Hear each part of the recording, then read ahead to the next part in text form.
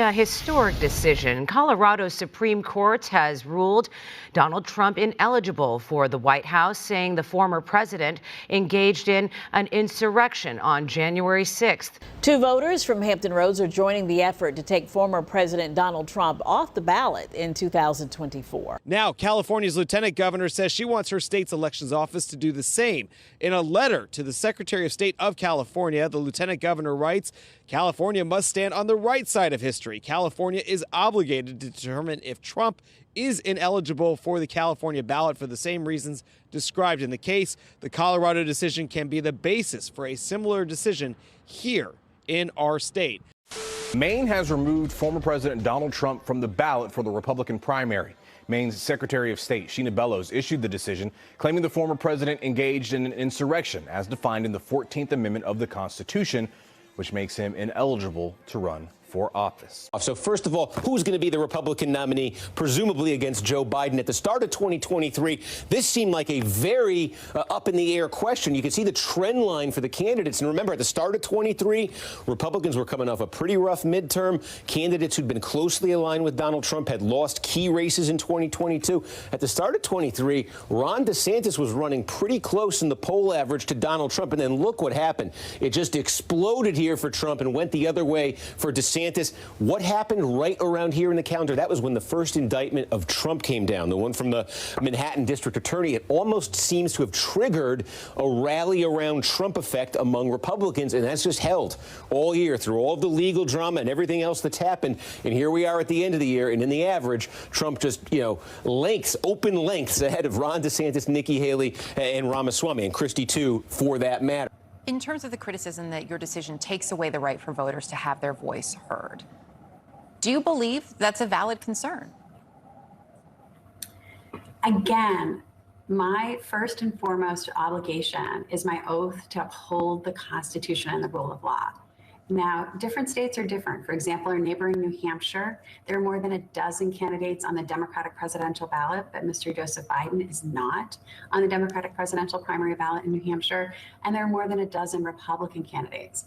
In Maine, there are 2 candidates on the Democratic presidential primary ballot and less than a dozen Republican presidential candidates. So every state is different. My obligation and duty, my sole consideration, is my oath to uphold the Constitution. Again, I am so mindful, and I said this in my decision, that it is unprecedented. No Secretary of State has ever deprived a presidential candidate of ballot access based on Section 3 of the 14th Amendment.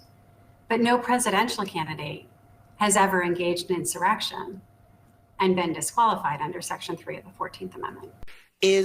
Were the processes, were these hearings fair? Did they comport with due process? And I think there's a question there with regard to what Maine did, because if you look at the hearing, and she details this in the ruling, they heard from one fact witness, a law professor.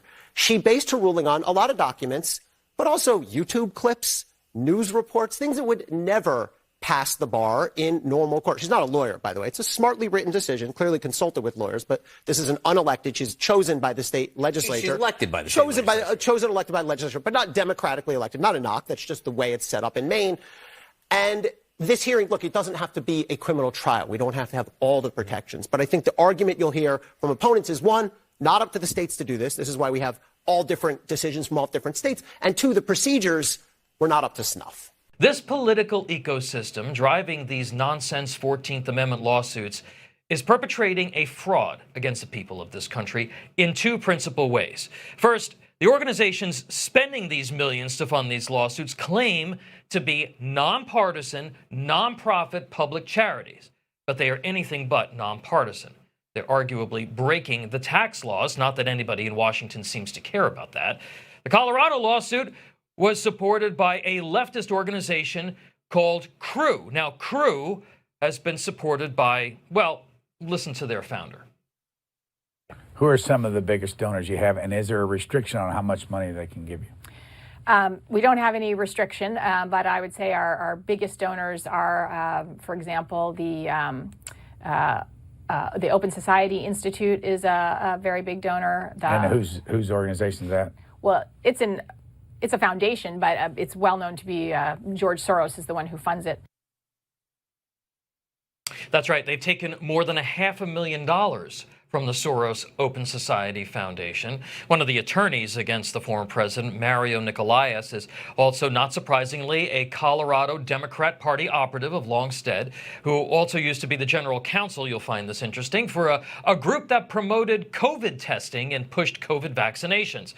A group really proud of their average testing result turnaround time of 36.5 hours. The Michigan lawsuit was funded by an organization called Free Speech for People, as opposed to dogs, I guess. This group, founded during the early days of the Obama administration, is chock full of left-wing Democrat activists. They claim to be, quote, a catalyzing leader in the country, challenging big money in politics, confronting corruption in government, fighting for free and fair elections, and advancing a new jurisprudence grounded in the promises of political equality and democratic self-government. They hit every possible buzzword in that meaningless mission statement to cover up the fact that they are a bunch of leftist activists pushing the Democrats' political agenda. The group's legal director is a frequent MSDNC pundit and the author of, wait for it, The Constitution Demands It, the case for the impeachment of Donald Trump. Their director of development, Lisa Chang, proudly claims that she has over 15 years of experience as an anti-racism facilitator. So that's right. She's one of these people who makes a living telling white people that they're racists. The campaign director, she used to be the executive director of another one of these faux nonprofits called By the People, a so-called pro-democracy grassroots campaign that organized to impeach and remove Donald Trump from office. Alexandra Flores Quilty is a veteran community organizer who worked with socialist Bernie Sanders to introduce federal legislation for so-called free college for you and me to pay for.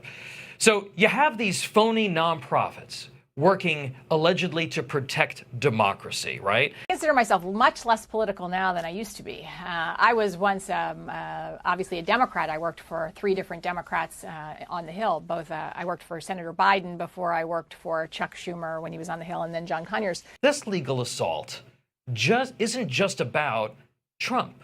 It's not even about winning in the courts. The agenda here is much larger and much more devious and insidious. The Democrat socialists who are behind these lawsuits are attacking our entire political system. Sometimes the truth hurts. That's when it's most important to see it. What they're doing to Donald Trump right now in Maine, you see the news today, it's unconstitutional, it's anti-American, it's wrong. I'm doing everything I can to stand against it. I'm the only candidate in this race who has said, I will remove my name from any ballot where they remove Trump as well. But we got to open our eyes to the fact that they're not going to let this man get anywhere near that finish line. That's the hard truth. We can't fall for their trap. They're selling us the rope today that they will use to hang us tomorrow. All I'm asking you to do is to open your eyes right now. See what's going on. They have fooled us time and again. Fool me once, shame on them. Fool me twice, shame on us.